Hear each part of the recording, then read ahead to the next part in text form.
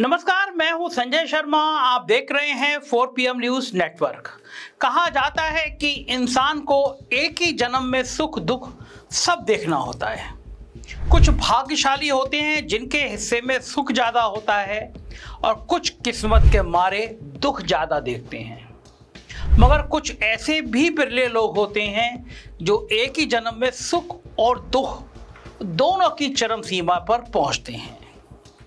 2002 में धीरूभाई अंबानी की मौत हुई। अनिल और मुकेश दोनों भाई वैसे तो कई सालों से बाप की छाया तले बिजनेस संभाल ही रहे थे, लेकिन धीरूभाई के जाने के बाद भाईचारा बस 3 साल टिका।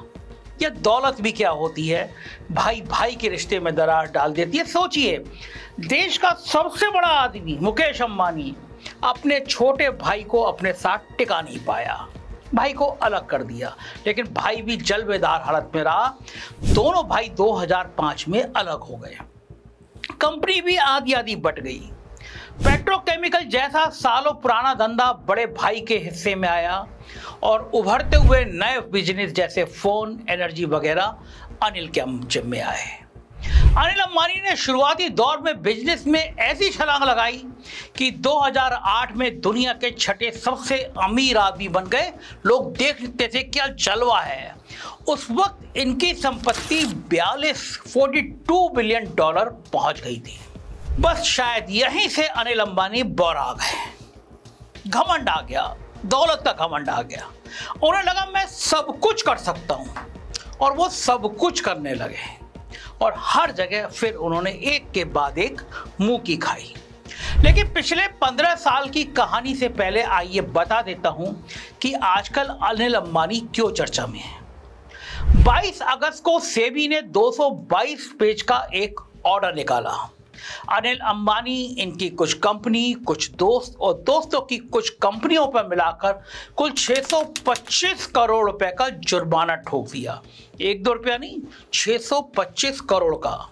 इसमें से 25 करोड़ रुपए का फाइन सिर्फ अनिल अंबानी पर लगाया गया। साथ ही इन सबको 5 साल के लिए शेयर और सिक्योरिटी मार्केट से भी प्रतिबंधित कर दिया गया। इन सब के पीछे है RHFL और 2017-18 में इसके द्वारा किया गया लगभग 12,000 करोड़ का लोन घोटाला। देश के सबसे बड़े आदमी का छोटा भाई 12,000 करोड़ का घोटाला भी कर सकता है। पहले देखते हैं RHFL क्या है। इसका मतलब है रिलायंस हाउसिंग फाइनेंस लिमिटेड। ये एक नॉन बैंकिंग फाइनेंशियल कॉरपोरेशन है। आसान भाषा में कहें तो NBFCI, जिसका काम ब्याज पर लोन देना होता है, ऋण देना होता है। इस कंपनी की सबसे बड़ी प्रमोटर है रिलायंस कैपिटल लिमिटेड यानी RCL, जिसका शेयर 47.91 है और 2018 में इस RCL के प्रमोटर और डायरेक्टर थे अनिल अंबानी। तो घुमा फिरा कर फैलाए इस जाल की सीधी बात यह है कि RHFL के मालिक और डिसीजन मेकर रहे अनिल अंबानी। RHFL ने 2017-18 में करीब 3700 करोड़ और 2018-19 में 8608,600 करोड़ के लोन बांटे हैं। इन लोन का नाम दिया गया जनरल पर्पज वर्किंग कैपिटल यानी GPC लोन। आम आदमी की भाषा में बड़ी कंपनी को बड़े लोन दिए गए जिससे वो अपना व्यापार चला सके। करीब 8,500 करोड़ रुपया केवल 97 लोन में दे डाले। चलिए यहां तक भी मान लेते हैं कि बड़े लोग, बड़ा बिजनेस, बड़ी जरूरत। अगर पैसा ब्याज के साथ वापस आ जाए तो दिक्कत क्या है? दिक्कत यह निकली कि लगभग सारा पैसा दिया गया पोटेंशियली इनडायरेक्टली लिंक्ड एंटिटीज, यानी वो कंपनियां जो इनडायरेक्टली RHFL से जुड़ी हुई थी। यानी दोनों के मालिक या तो एक ही थे या फिर आपस में जुड़े हुए थे। ऑडिटर रिपोर्ट से पता चला कि RHFL ने 2 सालों में 14,577 करोड़ के लोन दिए। इसमें से 12,487 करोड़ रुपए के लोन अपनी ही 47 इनडायरेक्ट कंपनियों को बांट दिए गए। अब इस पैसे से 7,984 करोड़ 2019 तक बकाया था। और कमाल की बात यह है कि 2,727 करोड़ रुपए को NPA घोषित कर दिया गया, यानी जिसका वापस आना मुश्किल है। ये कुछ ऐसा है कि मैं एक बैंक खोलूं, फिर खुद को ही लोन दे दूं और फिर उसे माफ भी कर दूं। और जब खुद को या अपने प्रिय लोगों को लोन बांटना है तो फिर देर भी क्यों करनी। जिस दिन लगी लोन एप्लीकेशन उसी दिन उसका अप्रूवल भी हो गया और पैसा भी वापस खाते में आ गया। सब कुछ एक ही दिन में है। आपकी मेरी तरह नहीं है कि 50 तरह के डॉक्यूमेंट लेकर एक महीना बैंक के चक्कर काटो, फिर दलाल को या बैंक मैनेजर को कमीशन दो, तब कहीं जाकर 1-2 लाख का लोन मिलेगा। यहाँ पर सब कुछ एक ही दिन में, और ऐसा एक बार नहीं हुआ। 70 में से 62 लोन एक ही दिन में अप्रूव हो गए। उनमें से 27 लोन ऐसे थे जहां तकरीबन 2000 करोड़ रुपया उसी दिन बांट भी दिए गए। कहानी अभी और भी मजेदार है। आप जब लोन पर घर खरीदते हैं, बैंक आपके घर के ओरिजिनल पेपर अपने पास रख लेता है। जब कोई किसान फसल के लिए लोन लेता है तो उसका ट्रैक्टर गिरवी रख लेते हैं। लेकिन RHFL और अनिल अंबानी के दिल बहुत बड़े हैं। जेम्सा इन्वेस्टमेंट प्राइवेट लिमिटेड नाम की कंपनी ने 19 सितंबर 2018 को लोन की एप्लीकेशन डाली। 200 करोड़ रुपए का लोन चाहिए था। उसी दिन लोन अप्रूव कर दिया गया। 200 करोड़ उसी दिन दे दिए गए और 200 करोड़ रुपए देने के बदले में कोलेटरल यानी गिरवी पता क्या रखवाया? हैरान हो जाएंगे आप। 200 करोड़ के बदले में इतनी बड़ी प्रॉपर्टी गिरवी रखवा दी गई, 20,000 रुपए की थी।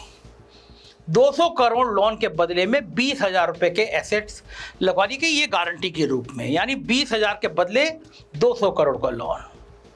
मतलब अगर आप अनिल अंबानी के बिजनेस फ्रेंड या पार्टनर होते तो अपनी पुरानी मोटरसाइकिल गिरवी रखने पर आपको 200 करोड़ का लोन मिल सकता था। कोलेटरल के नाम पर यह भद्दा मजाक कम से कम 13 लोन के साथ और किया गया। चाहे रिलायंस हाउसिंग फाइनेंस लिमिटेड यानी RHFL हो, या इसकी parental company Reliance capital limited हो, या कोई और मिली जुली कंपनी, अनिल किसी न किसी पोजीशन में सबसे जुड़े हैं, इसलिए इनकी जिम्मेदारी भी वैसे भी बनती है। लेकिन सेबी ने अनिल अंबानी को पर्सनल लेवल पर इस घोटाले में जिम्मेदार पाया है। सेबी ऑर्डर के पेज नंबर 117, 118 के पॉइंट नंबर 2 और 3 में अनिल अंबानी के कारनामों की पूरी कहानी है, साफ साफ जिक्र है। 11 फरवरी 2019 को RHFL के बोर्ड की बैठक हुई। इसमें तय किया गया कि कॉर्पोरेट को और लोन नहीं दिए जाएंगे, केवल रिटेल होम लोन एक्टिविटी के लिए लोन दिया जाएगा, यानी आम लोगों को घर खरीदने के लिए। लेकिन ये फैसला होने के बावजूद 1472 करोड़ रुपए के लोन बांट दिए गए, और वो बांटे अनिल अंबानी ने। कैसे?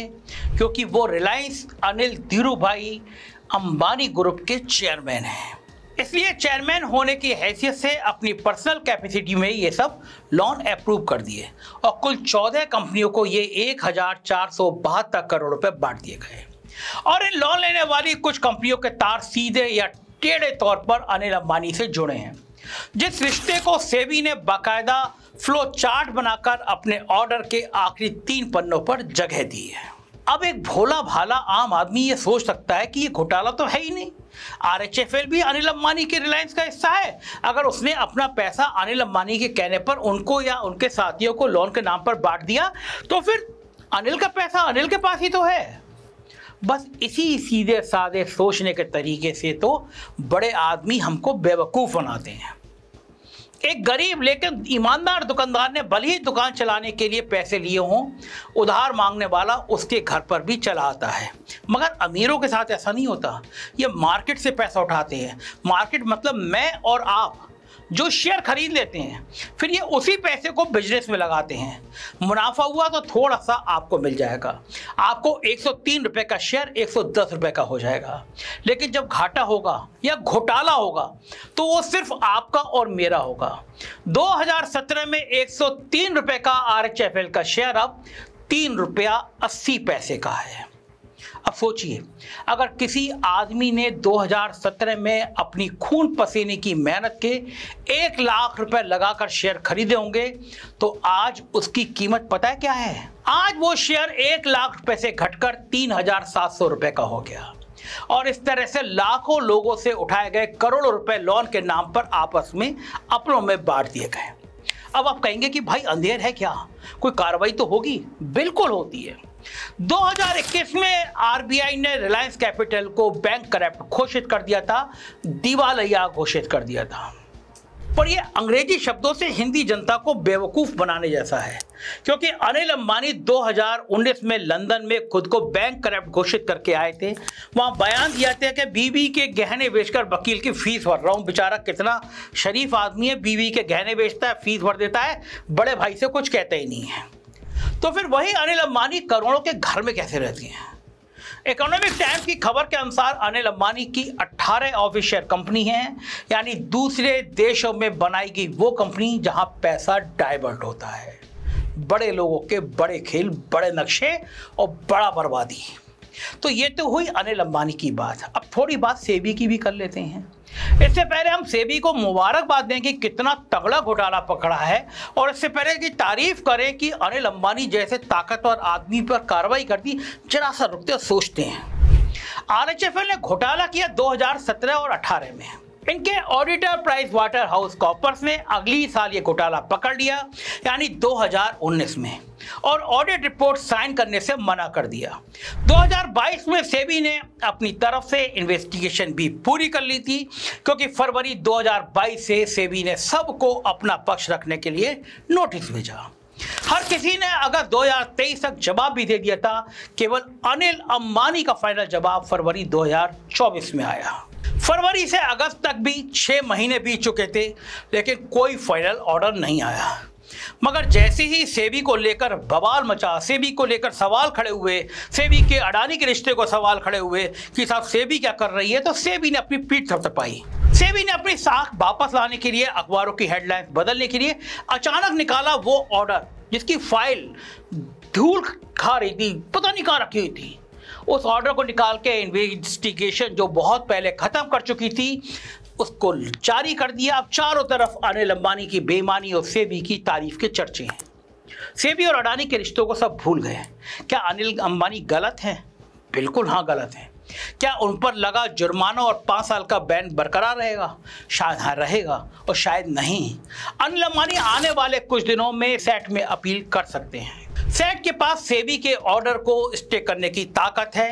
कानूनी मामलों में, कानूनी मसलों में अमीर लोगों के बड़े वकीलों को मन मर्जी से, उनके मन इच्छा से स्टे दिलाने के चांस अच्छे रहते हैं।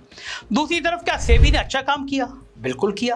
क्या सेबी किसी तारीफ या मेडल की हकदार है? बिल्कुल नहीं है, क्योंकि जब तक सेबी अपना खुद का घर साफ नहीं करती, तब तक सेबी हर कॉर्पोरेट पर या तो बराबर की कार्रवाई नहीं करती, तब तक उस पर सवाल उठते रहेंगे। और वो सवाल मैं पूछूंगा, आप पूछेंगे, ये देश की जनता पूछेगी। जनता ये भी पूछेगी कि अनिल अंबानी के इन कारनामों के बाद, अनिल अंबानी की कंपनी दिवालिया हो गई, इसके बाद आखिर प्रधानमंत्री मोदी राफेल के धंधे में अनिल अंबानी की कंपनी को शामिल करने क्यों गए?